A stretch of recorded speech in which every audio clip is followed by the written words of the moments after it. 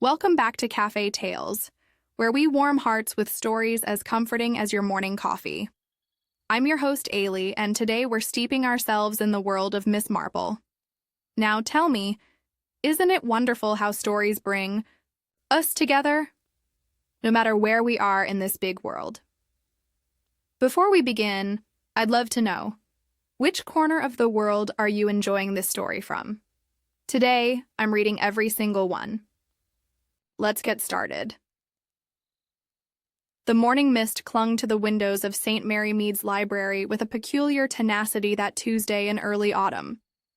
It veiled the familiar landscape, transforming the usually charming village green into something almost sinister, a fitting prelude perhaps to what was about to unfold within the hushed confines of the village's most dignified institution. Miss Amanda Perkins had arrived precisely at 8 Sarg, as was her custom. A slender woman of 35 with sensible shoes and an equally sensible manner, she had served as assistant librarian for nearly 7 years.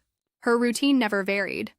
Unlock the heavy oak door, proceed directly to the back office to deposit her modest handbag, light the small heater on damp mornings such as this, and then set about the business of preparing the library for its 9th opening. It was when she moved to dust the rare editions section, the pride of St. Mary Mead's modest collection, that the careful structure of her day, indeed of the entire village's peaceful existence, shattered completely. Oh, dear God! The dust cloth fluttered from her fingers as she staggered backward, one hand pressed against her mouth, the other reaching blindly for support against the nearest shelf. Behind the ornate mahogany bookcase housing the first editions, partially, concealed by its protruding wing, lay the body of a young woman.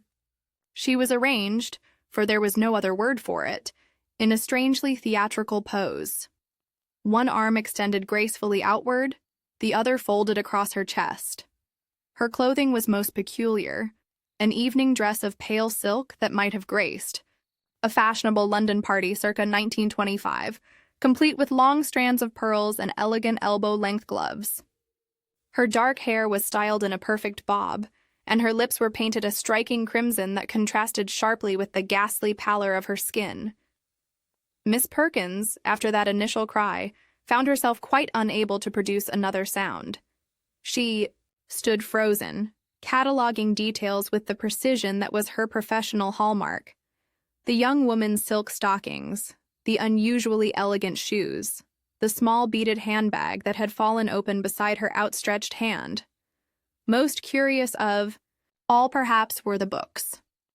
Select volumes had been pulled halfway out from their usual neat alignment, creating a jagged pattern along the shelves surrounding the body. It was some minutes before Miss Perkins recovered herself sufficiently to telephone the police. Barely. 20 minutes later, Inspector Craddock's motor car pulled up outside the library's entrance. By this time, news of the grim discovery had begun its efficient journey through the village gossip network. Despite Miss Perkins's trembling assurance to the police that she had told absolutely no one, Inspector Craddock, a tall man with thoughtful eyes and a methodical manner, had dealt with murder before in this seemingly tranquil village. His first action upon arrival was to secure the scene, positioning a constable at the library door with strict instructions to admit no one. "The doctor is on his way," he informed Miss Perkins, who sat pale and shaking in her office chair.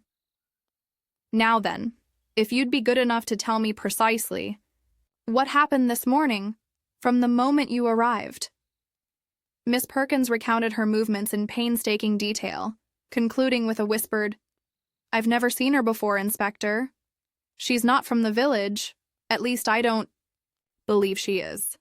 "I see," said Inspector Craddock, making a brief note in his small black book. "And the library was securely locked when you arrived this morning?" "Oh, yes," Miss Perkins nodded emphatically. "I unlocked it myself, as I always do. And I checked all the windows last night before leaving. It's part of my closing routine, you see." The inspector was about to respond when the constable stationed at the door appeared with a message. "Begging your pardon, sir, but Miss Marple is outside. Says she has her weekly book to return, sir, but I've told her the library's closed. On account of Miss Marple? The inspector's expression softened, almost imperceptibly. Ah, yes. You may admit her, Constable. I rather think she might be of some assistance. Miss Jane Marple entered the library with quiet dignity. Her keen blue eyes took in the scene before her with a swift, penetrating glance. She was a tall, thin woman with snowy white hair and the deceptively mild countenance of an elderly spinster, whose primary interest might be assumed to be her garden and the local gossip. Those who made such assumptions, however, invariably found themselves mistaken, as Inspector Craddock had learned to his benefit in previous investigations. "Oh dear," said Miss Marple softly, as the inspector briefly explained the situation. "How very dreadful. Poor Miss Perkins. What a shock for you." She patted the assistant librarian's hand with gentle understanding. "Perhaps a cup of strong, sweet tea might be in order. I always find it most efficacious in cases of nervous distress." While a constable was dispatched to procure the prescribed remedy, Inspector Craddock led Miss Marple to the scene of the crime, now properly cordoned off. The doctor had arrived and was conducting his preliminary examination of the body. "Young woman, approximately 28 years of age," the doctor murmured, more to himself than to his audience. "Been dead since late last night. I should say between 11 and 1, at a rough estimate. Cause of death appears to be a severe blow to the back of the head."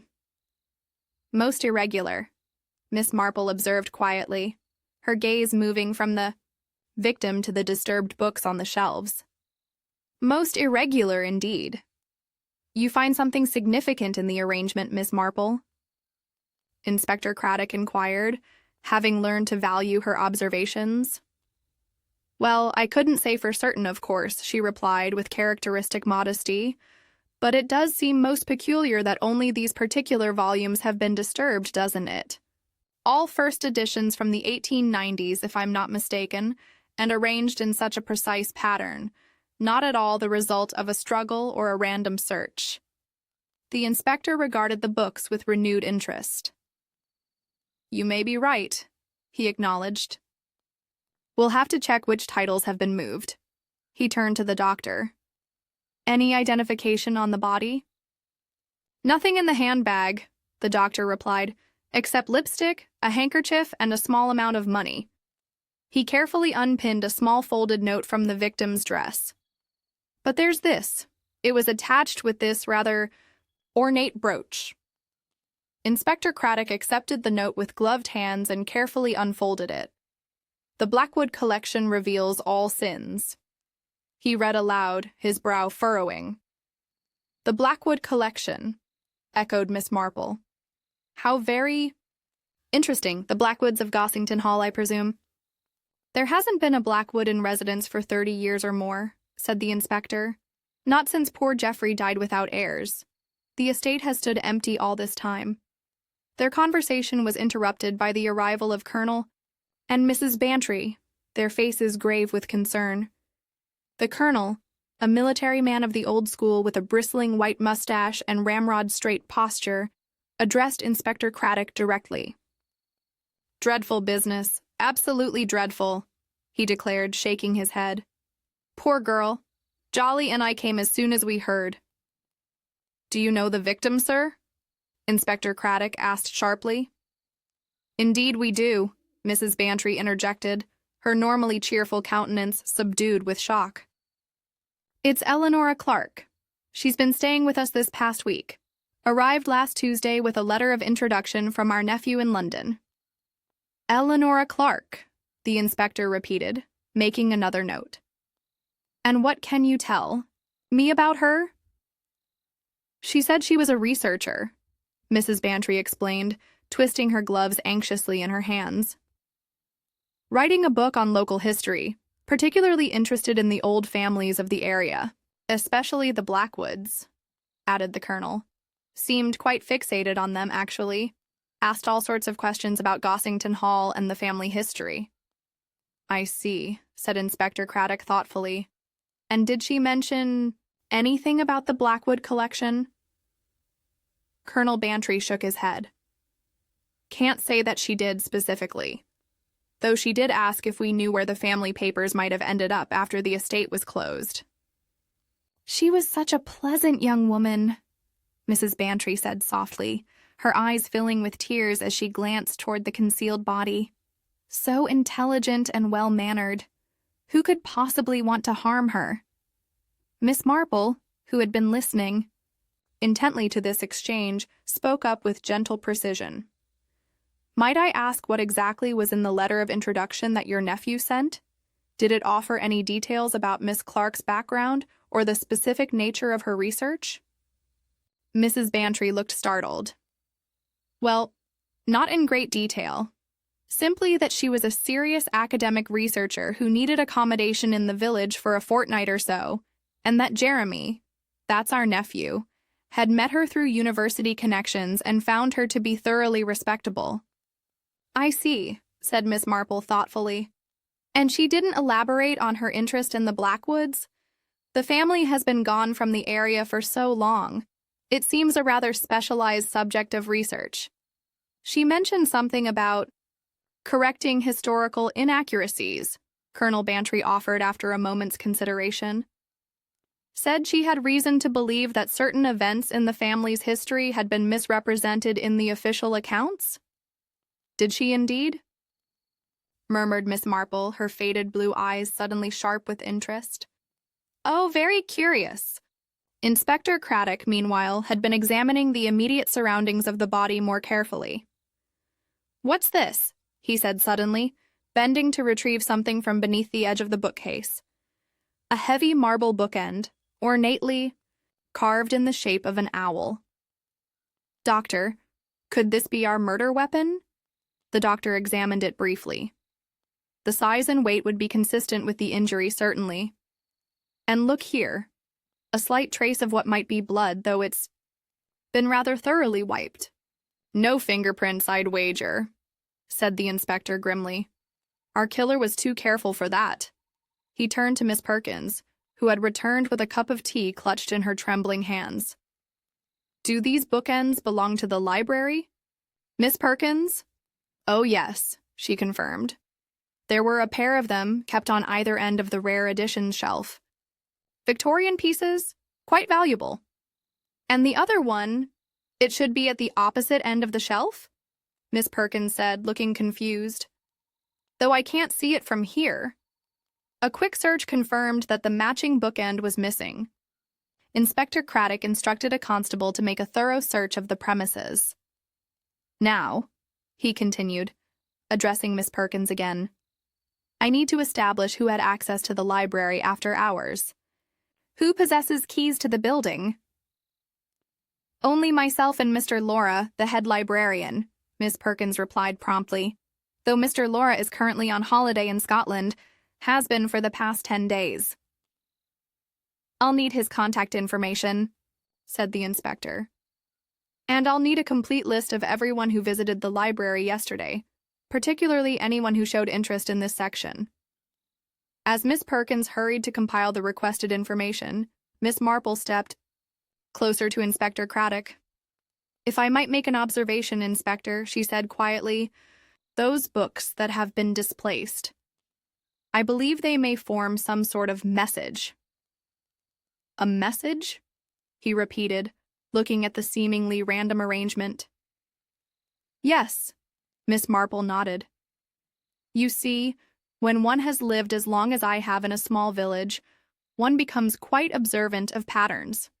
And this, she gestured toward the shelf, this is most definitely a pattern, not an accident. The specific volumes, their placement, someone went to considerable trouble to arrange them just so. Inspector Craddock regarded her thoughtfully. I'll have each title recorded and their exact positions photographed, he decided. We can't afford to overlook any potential clue, however obscure it might seem.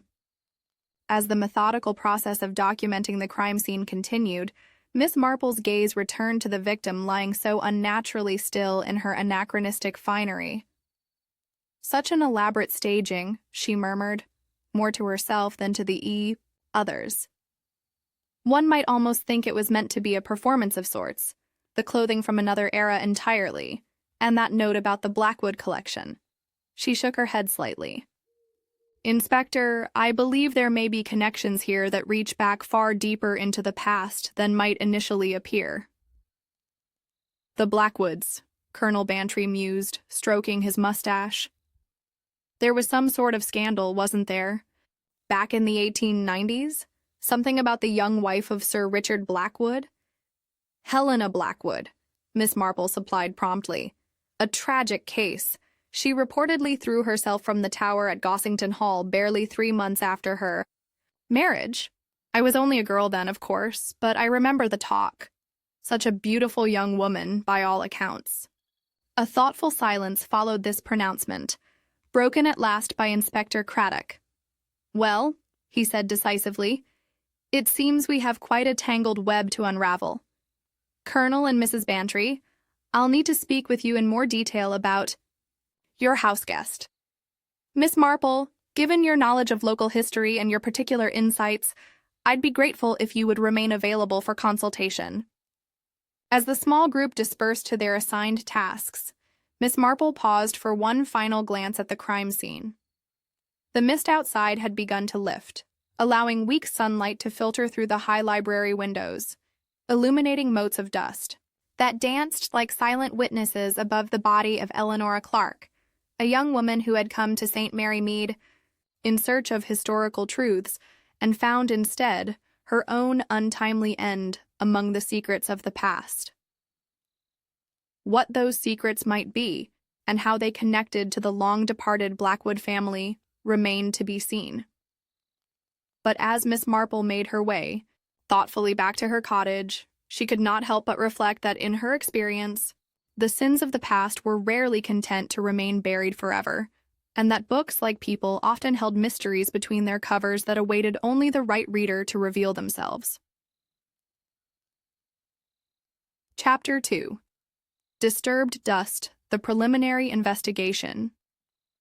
Proceeded with methodical precision under Inspector Craddock's watchful eye.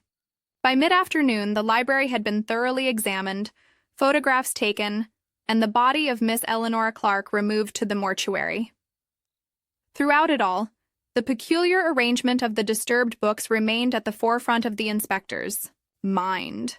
Most illuminating, he remarked, studying the detailed list Miss Perkins had prepared of the 7 volumes that had been partially pulled from their places. Pride, by Jane Austen, a collection of essays titled Prejudice. Another Austen work, the collected works of Shakespeare. Reveal, a philosophical text, a grammar study, and finally, Truth, essays by Emerson. Pride and Prejudice will reveal the truth, Miss Marple said quietly, arranging the titles in sequence. Quite deliberate, I should think. Inspector Craddock raised an eyebrow. Indeed. The question is, what truth did Miss Clark discover that led to her murder?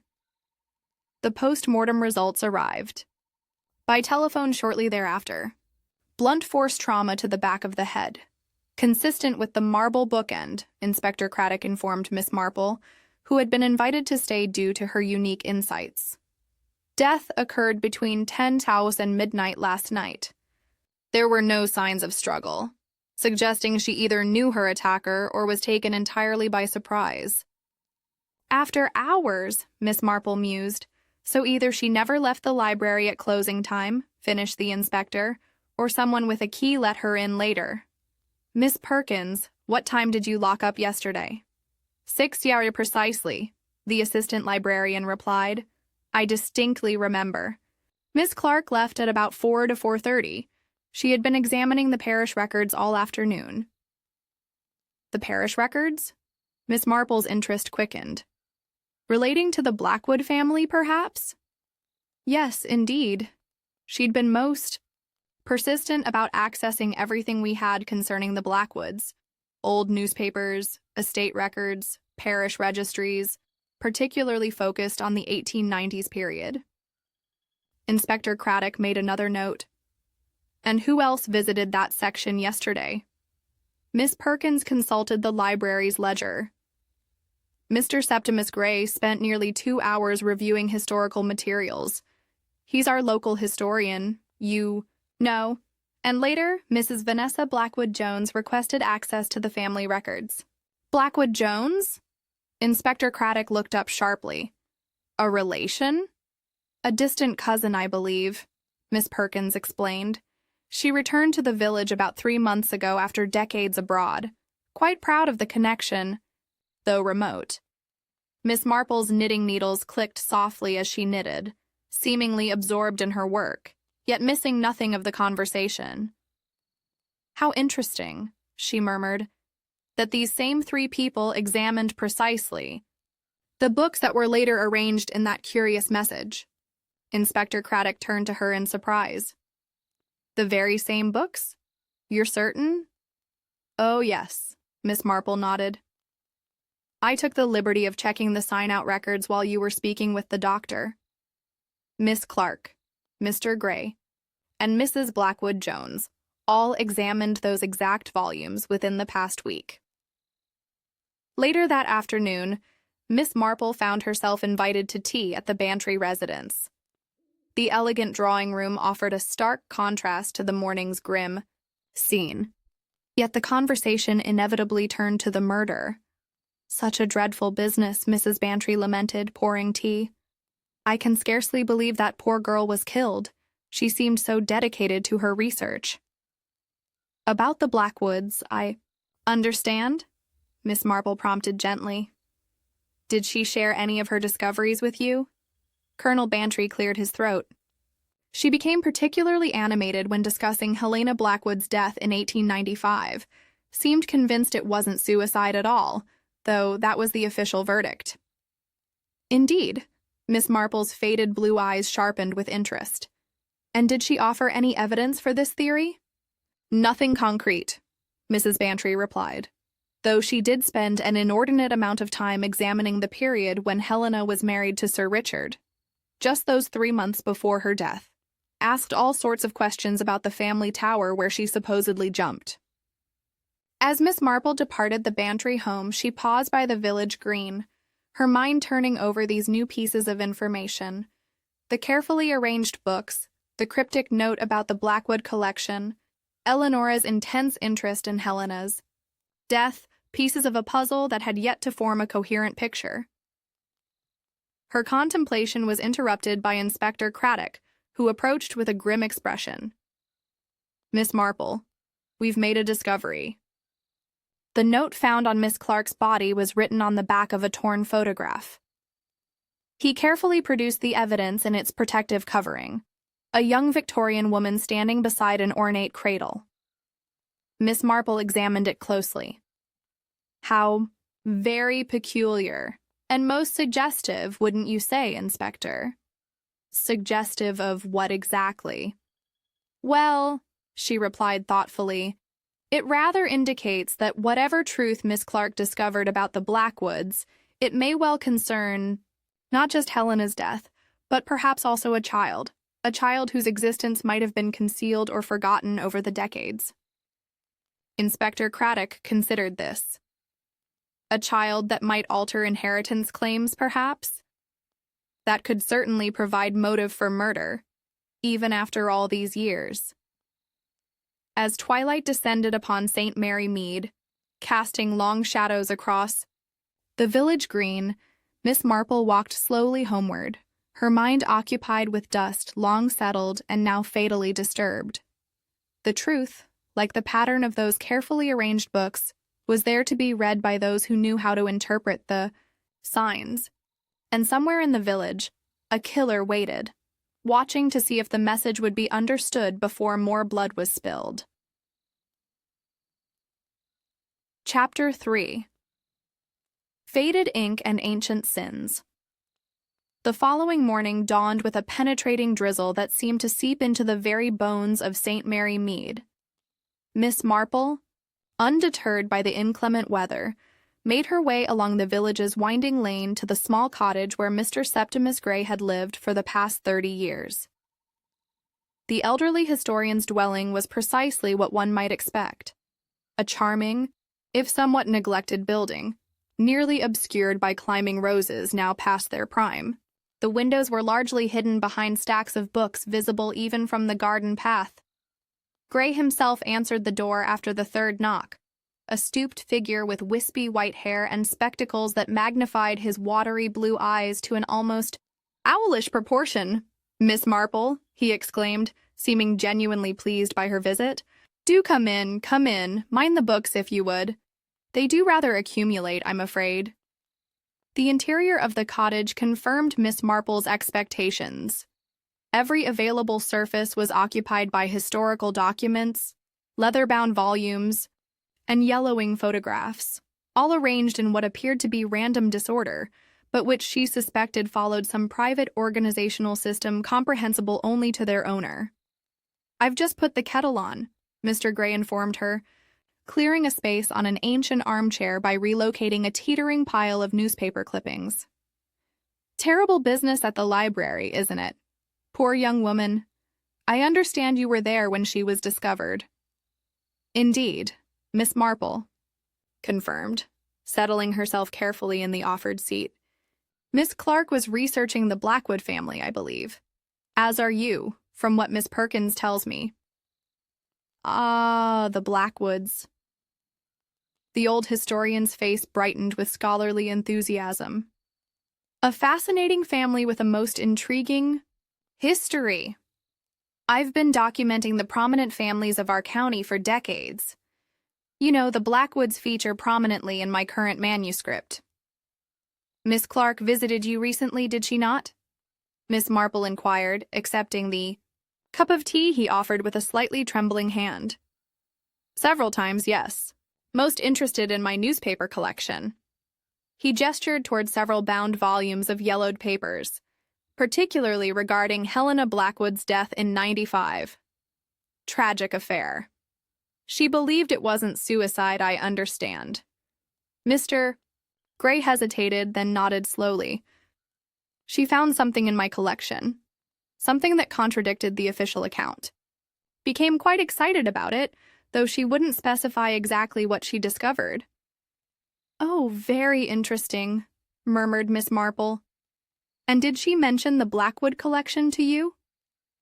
"She asked if I knew where it might be found."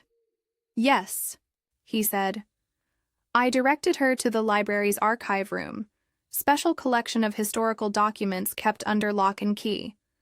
Not many people even know of its existence."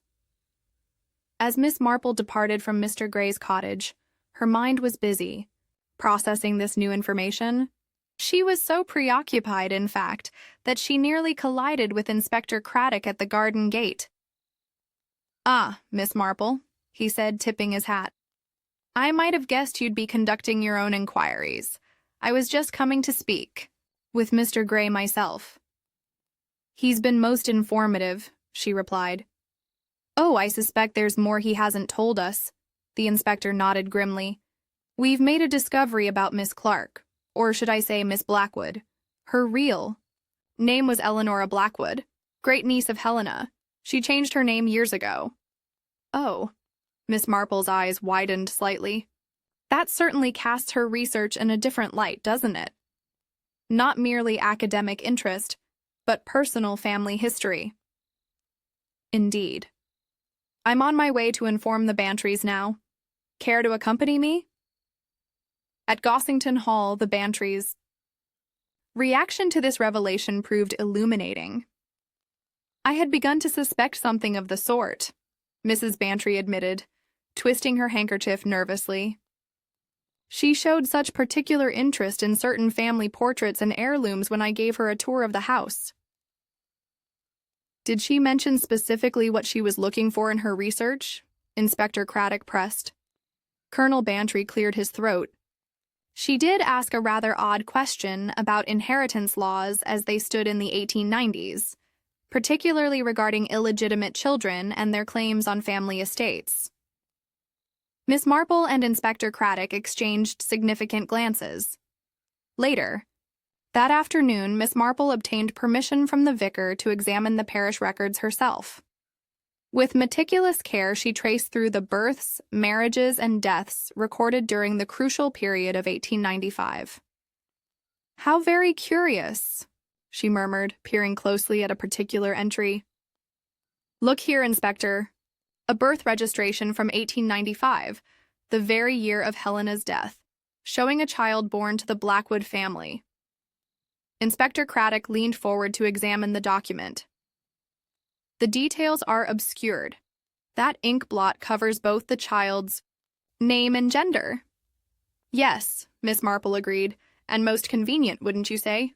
Not at all like an accidental blot. The placement is too precise, covering only the essential information." Their investigation continued with a visit to Mrs. Vanessa Blackwood Jones, who received them in a grand cottage that, while impressive in size, showed subtle signs of genteel decay, faded curtains, worn carpet edges carefully concealed by strategically placed furniture. "The Blackwood connection is through my late husband's side," she explained with evident pride. "A minor branch, to be sure, but with the main line extinct, our claim to the name has become more significant." Miss Marple noted the nervous flutter of the woman's hands when Helena's name was mentioned, and the swift, almost imperceptible glance she cast toward the mantelpiece, where a single marble bookend in the shape of an owl stood in solitary splendor, its pair conspicuously absent. That evening, Miss Marple found herself back at the Bantry residence, where a startling discovery awaited. With the Bantry's permission, she examined Eleanor's room, paying particular attention to the books the young woman had brought with her. "Look at this, Inspector," she said softly, displaying a thick historical volume that, upon closer inspection, proved to have a hollowed-out center. Within this hiding place lay a sheaf of notes in Eleanor's handwriting, genealogical charts, photocopied documents, and a family tree with one branch deliberately crossed out. At the bottom of the page was, written in bold strokes, "The child did not die. Evidence in the Blackwood collection." "So that's what she was after," breathed Inspector Craddock. "Proof of a child whose existence was concealed. A child who would alter the line of inheritance." Miss Marple nodded slowly, her eyes fixed on the final page of notes, a list of dates and payments made to a family named Foster, continuing regularly until 1925, when they abruptly ceased. "Inspector," she said quietly, "I believe we're dealing with something far more complex than a simple question of inheritance.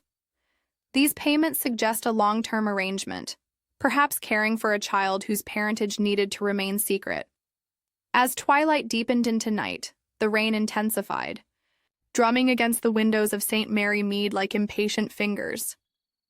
Somewhere in the darkness, ancient secrets stirred, secrets preserved in faded ink and whispered confessions, secrets worth killing to protect.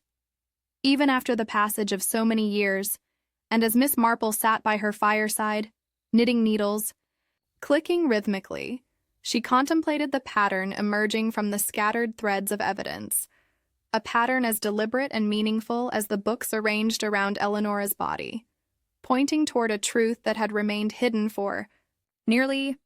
The following day brought sunshine that seemed almost inappropriate given the somber nature of recent events. After a brief conference with his superiors, Inspector Craddock obtained permission to search Gossington Hall, the long-abandoned Blackwood estate that stood on the outskirts of St. Mary Mead. "I've asked Miss Marple to accompany us," the inspector informed his constable as they drove along the winding country lane. "She visited the hall in her youth and may recognize details we might otherwise overlook."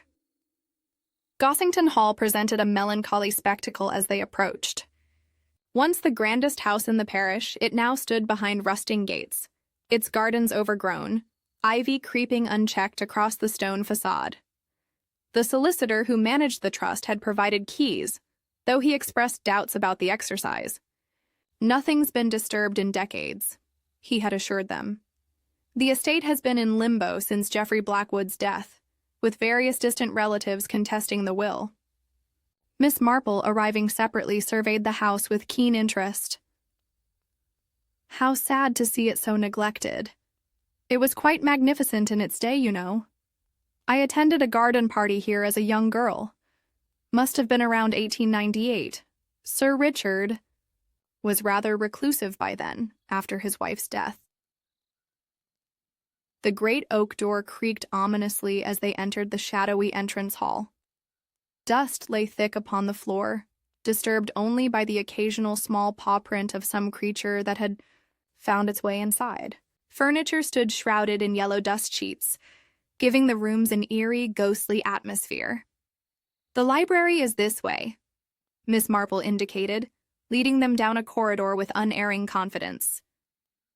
Sir Richard was quite proud of his collection. The Blackwood Library proved to be a magnificent room, 2 stories high, with a gallery running around the upper level. Bookshelves stretched from floor to ceiling, still filled with leather-bound volumes, though now coated with dust and cobwebs. The air hung heavy with the smell of old paper and neglect. "Look here, Inspector Craddock," he said after they had examined the room for several minutes. "Certain volumes are missing, creating gaps in the shelves." Miss Marple moved closer. "How very interesting. The size and placement of these gaps correspond precisely to the books that were disturbed around Eleanor's body. So the killer removed them from here," the inspector mused, "and arranged them at the murder scene. But why?" Their search continued methodically, room by room. It was Miss Marple who noticed the irregularity in Sir Richard's study, a section of bookshelf that seemed shallower than the rest. "In my experience," she remarked, "old houses often contained hidden compartments. The Victorians were rather fond of secret drawers and concealed spaces." Further examination revealed a cleverly disguised mechanism that, when triggered, caused the bookshelf to swing outward, revealing a small sealed compartment behind. "Remarkable," breathed Inspector Craddock, reaching carefully into the space. "Look at this." He withdrew a slender volume bound in faded blue leather, a diary with the name Helena Blackwood inscribed in delicate script on the first page. Alongside it lay a bundle of letters tied with black ribbon, the paper yellowed with age. "We shouldn't disturb these more than necessary," the inspector cautioned. "They'll need to be examined by experts." Miss Marple nodded in agreement, but her sharp eyes had already caught a few phrases on the open page of the diary. "Fear for my safety grows. He grows more unstable. Must protect the child at all. Costs." Their exploration was interrupted by the arrival of a constable with urgent news. "Telegram from London, sir. We've confirmed that Miss Eleanor Clark, née Blackwood, had been systematically tracking down former servants who worked at Gossington Hall in 1895. The staff would know what truly happened," Miss Marple observed. "Servants always know far more than their employers realize." "There's more, sir," the constable continued. "When her London apartment was searched, we found photographs of Miss Clark with an elderly woman, identified as Mrs. Bridges, former ladies, maid to Helena Blackwood. She died 3 months ago, shortly after speaking with Miss Clark." Inspector Craddock's expression grew thoughtful. "So Eleanora was gathering testimony from the last living witnesses to whatever happened here, and soon after her final interview with Helena's lady's maid, she comes to St. Mary Mead, only to be murdered when she gets too close to the truth." Back in the village, news was spreading rapidly about another significant discovery. Geoffrey Blackwood didn't die childless after all. Miss Marple overheard the gossip in the village shop. He fathered an illegitimate child before his death, in that European sanatorium. "Where did you hear this?" she inquired gently of Mrs. Blade, the postmistress. "It's all over the village. Something about papers being found that prove it. The trustees of the Blackwood fortune are in quite a state, from what I hear." Later that afternoon, Miss Marple arranged to meet Miss Amanda Perkins at the library after hours. "I believe I should examine the Blackwood collection. she explained as the assistant librarian unlocked the archive room. Eleanor seemed convinced it contained crucial evidence. The archive room was small but meticulously organized, with special collections housed in temperature-controlled cabinets. Miss Perkins moved purposefully toward one labeled Blackwood Estate documents. "This is everything we have relating to the family," she explained. "Parish records, estate inventories, personal correspondence, donated after Geoffrey Blackwood's death." Miss Marple never heard the end of her sentence. There was a sudden movement behind them, a brief cry from Miss Perkins, and then the sickening sound of something heavy striking flesh. Miss Marple turned to see the young librarian crumpled to the floor, blood seeping from a wound at her temple. Heart pounding, Miss Marple glanced around for the assailant, but the room appeared empty, save for herself and the unconscious form of Miss Perkins. The door stood ajar, suggesting a hasty retreat. With remarkable composure for a woman of her years, Miss Marple checked Miss Perkins' pulse, still strong, and quickly positioned her in the recovery position before using the telephone in the main library to summon help. By the time Inspector Craddock arrived with the doctor, Miss Marple had made another discovery. The Blackwood collection had been ransacked, folders emptied onto the floor, documents scattered in apparent haste. Looking for something specific, Inspector Craddock observed grimly as they surveyed the chaos. "The question is," Miss Marple replied thoughtfully, "did they find it?" She had been studying the archival cabinet with careful attention. "This cabinet is extraordinarily deep, wouldn't you say? Yet the shelving doesn't extend all the way back." Further investigation revealed her suspicion to be correct. The cabinet had a false back panel, which, when removed, disclosed a small hidden space. Within this compartment lay a single item, a worn prayer book bearing Helena Blackwood's name on the flyleaf. With careful hands, Miss Marple opened the fragile volume. Between its pages lay pressed flowers, yellowed with age, and most significantly, a small envelope containing a lock of infant hair tied with blue ribbon. On the envelope was written a set of initials. T.G. "Not a Blackwood initial, Inspector," Craddock noted. "No," agreed Miss Marple, her expression thoughtful. "And perhaps therein lies the heart of our mystery." As twilight settled over St. Mary Mead, casting long shadows through the library windows, Miss Marple contemplated the lock of hair, physical evidence of a child whose existence had been carefully concealed for decades. A child whose bloodline might rewrite the history of one of the county's most distinguished families.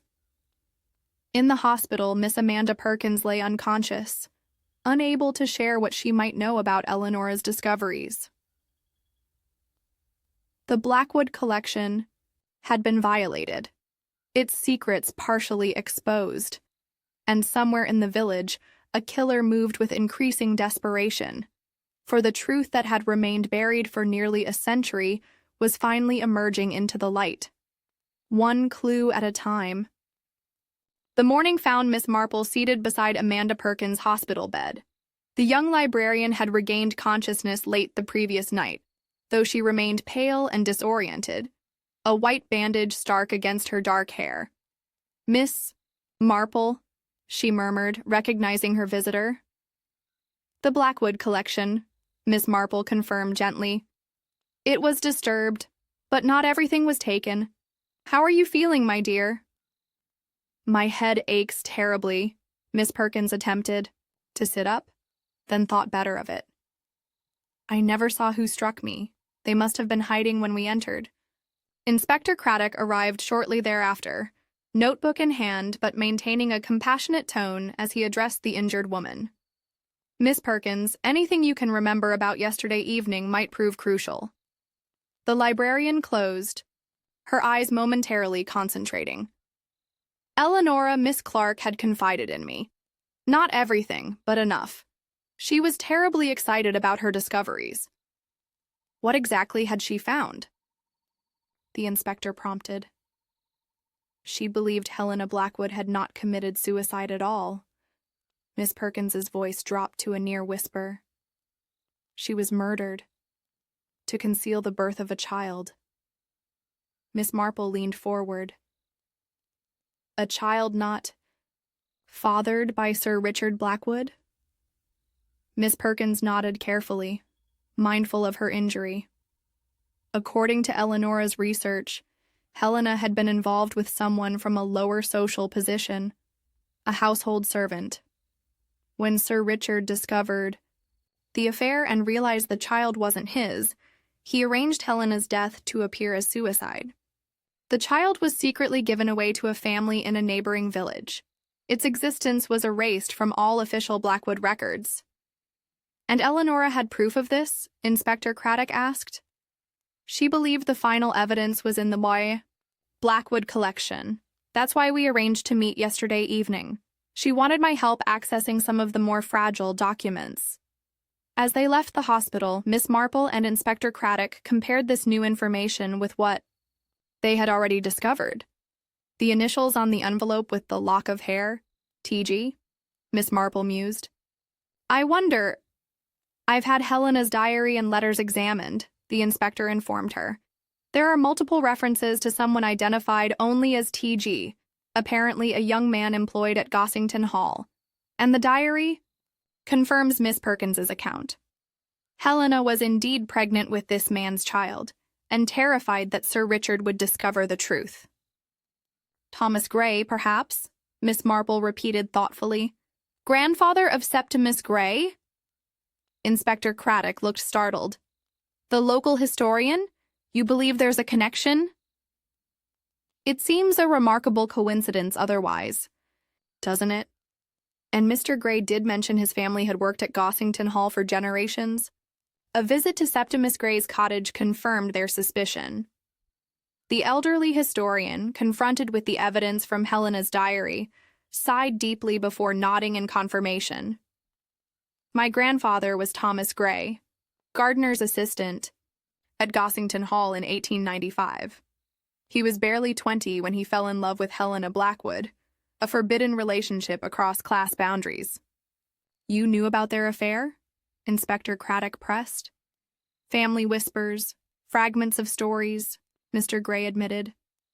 My father hinted at a scandal, but the details were obscured by time and shame. I never knew the child's fate, only that a terrible price had been paid. Back at the police station, more pieces of the puzzle emerged as Inspector Craddock interviewed Mrs. Vanessa Blackwood Jones about the missing bookend found at the murder scene. It's absurd to suggest any connection, she declared indignantly. I was dining with friends the entire evening of Miss Clark's death. My companion, Miss Reed, will confirm it. Miss Reed, a quiet woman with observant eyes, indeed supported her employer's alibi, though Miss Marple noted with interest that her description of the evening's timeline differed subtly from Mrs. Blackwood Jones's account. Further examination of the remaining documents from the Blackwood collection yielded another significant discovery: coded entries in an account book referring to annual payments made to a family named Foster, continuing regularly until 1925, when they abruptly ceased. The Fosters, Miss Marple murmured, the name mentioned in Eleanora's notes. That afternoon, Miss Marple found herself wandering thoughtfully through St. Mary Mead's ancient churchyard. The gravestones stood in peaceful rows, silent witnesses to generations of village life and death.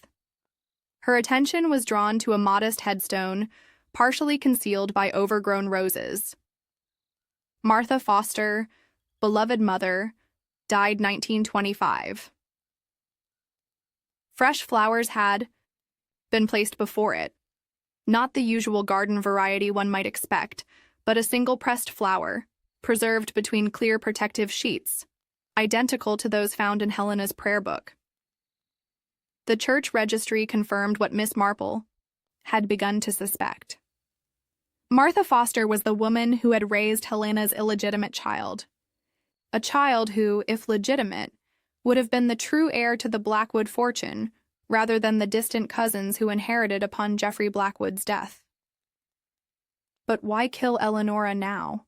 Inspector Craddock wondered aloud when Miss Marple shared her discoveries. After all these years? Even if she could prove her relationship to Helena, surely any legal claim to the inheritance would be impossible after so much time. I believe there's more to this than mere inheritance, Miss Marple replied. Something in the Blackwood collection that threatens not just financial interests, but reputations as well. By early evening, Miss Marple had reached a decision. Inspector, she said firmly, I believe I've unraveled both the message in the arranged books and the identity of Eleanor's killer. If you would be so kind as to gather all concerned. Parties at the library tomorrow evening, I shall explain everything. All of them? The inspector raised an eyebrow. Even Miss Perkins? She's barely recovered. Especially Miss Perkins. Miss Marple nodded. For I believe she knows more than she has yet revealed. As darkness fell over St. Mary Mead, Miss Marple sat by her window, watching the village settle into its evening routines. The church clock struck 8, its chimes floating across gardens now silver with dew. In her hands she held Helena's prayer book, studying the pressed flowers, violets. She had determined they were the traditional symbol of faithfulness. Faithfulness across decades, across social boundaries, across death itself. The story of Helena and Thomas was a tragedy of its era, forbidden love destroyed by the rigid class structures of Victorian England. Yet their legacy lived on in unexpected ways, touching lives nearly a century later, and someone in the village was desperate enough to kill to keep that legacy buried forever. With methodical precision, Miss Marple reviewed every detail, every conversation, every subtle inconsistency she had observed during the investigation. The solution crystallized in her mind with absolute clarity. The arranged books. The missing bookend. The attack on Miss Perkins. The cryptic note about the Blackwood collection revealing all sins. All pointed to one person, motivated not by greed, but by something far more complex. A tangled web of loyalty, secrecy, and the desperate need to protect a carefully constructed life built upon the foundations of an ancient deception. Tomorrow evening, in the hushed atmosphere of the library where Eleanora had met her death, the final chapter of this long-buried mystery would at last be written. The library, after closing hours, possessed a different quality altogether, hushed and expectant, with long shadows cast by the reading lamps, creating pools of golden light amid surrounding darkness. Inspector Craddock had arranged the chairs, in a semicircle facing Miss Marple, who sat calmly, her knitting needles momentarily still in her lap. One by one, they arrived. Colonel and Mrs. Bantry, their faces grave. Mr. Septimus Gray, leaning heavily on his walking stick. Mrs. Vanessa Blackwood, Jones impeccably dressed and visibly irritated at being summoned. Her companion, Miss Reed, quiet and watchful. And finally, Miss Amanda Perkins, pale but determined, a bandage still adorning her temple. Thank you all for coming, Inspector Craddock began formally. Miss Marple has some observations about the death of Miss Eleanora Clark, or Blackwood as we now know she wishes to share with you. All eyes turned expectantly to the elderly lady, who surveyed them with a gaze far sharper than her gentle demeanor might suggest.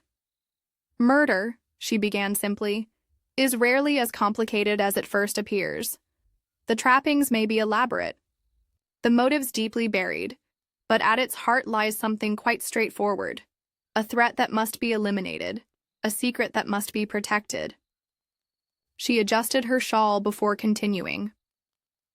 When Miss Eleanora Clark was found dead among the rare editions, surrounded by books arranged to form a message, our first assumption was that the killer was attempting to create a false trail, to make the murder appear more complex than it was. Miss Marple's needles clicked softly as she resumed her knitting.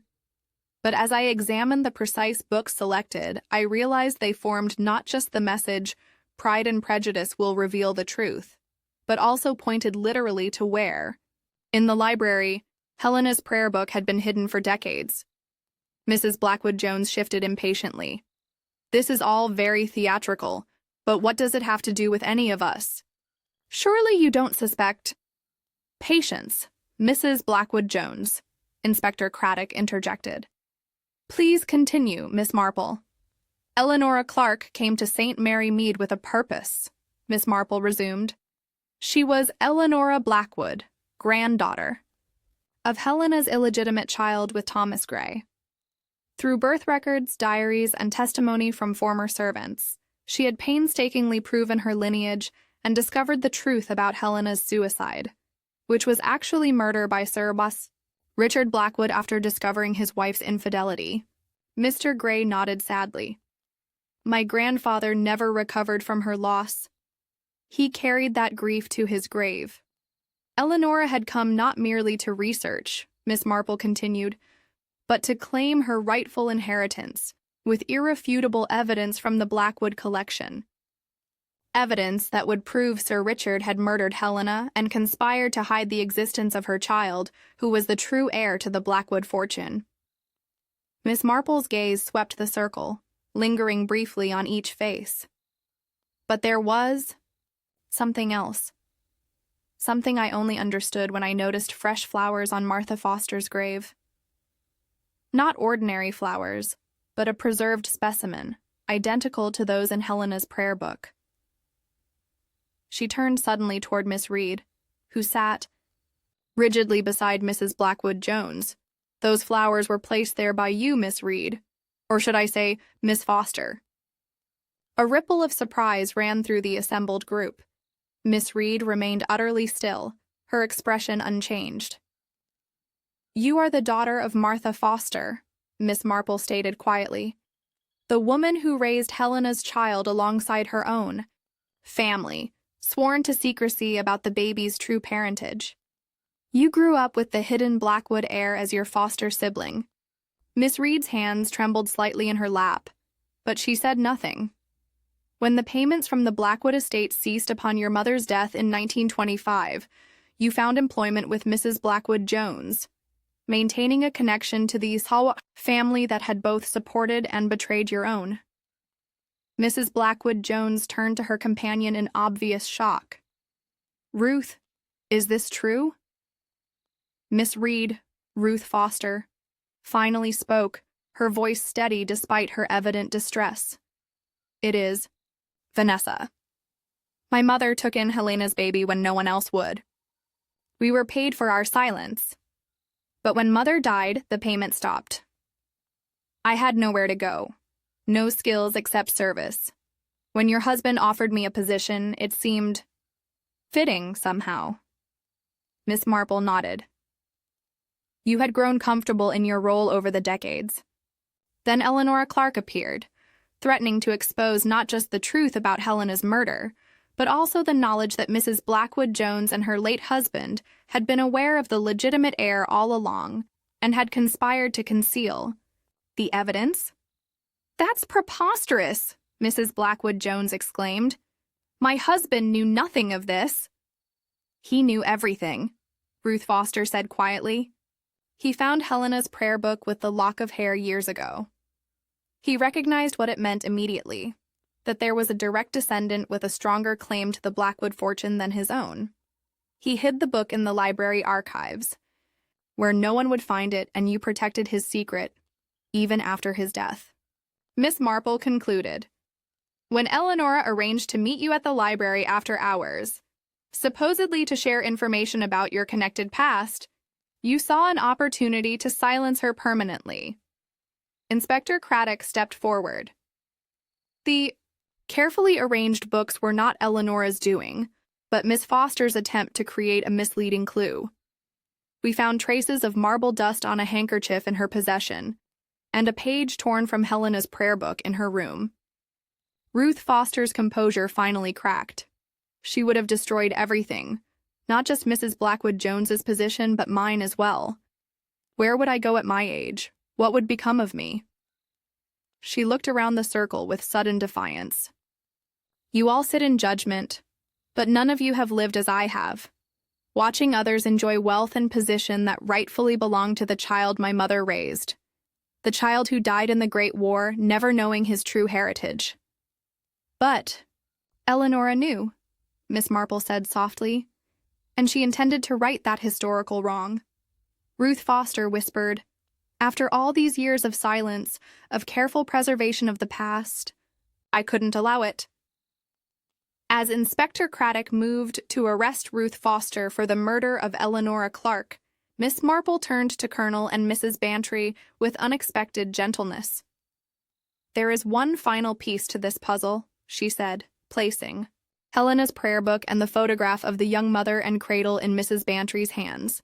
"Eleanora had discovered that your family, Colonel Bantry, are the rightful heirs to the Blackwood estate, through your grandmother, Helena's secret child." The colonel stared at her in astonishment. "My grandmother?" "She was raised by adoption only," Miss Marple explained. "Your grandmother was Helena Blackwood's daughter, raised by Martha Foster as her own after Helena's murder.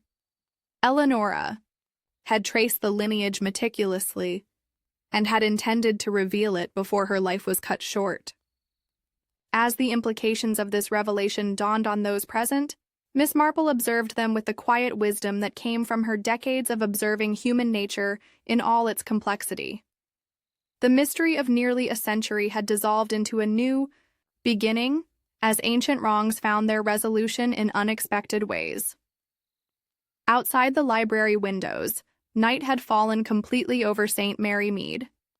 The moon cast silver light across the village green, illuminating a world that seemed unchanged, yet was forever altered by the truths revealed within these walls.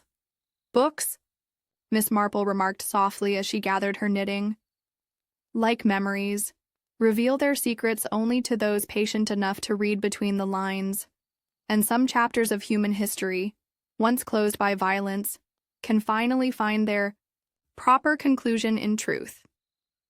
Ruth Foster, her shoulders now bent with the weight of her confession, paused as Inspector Craddock led her toward the door.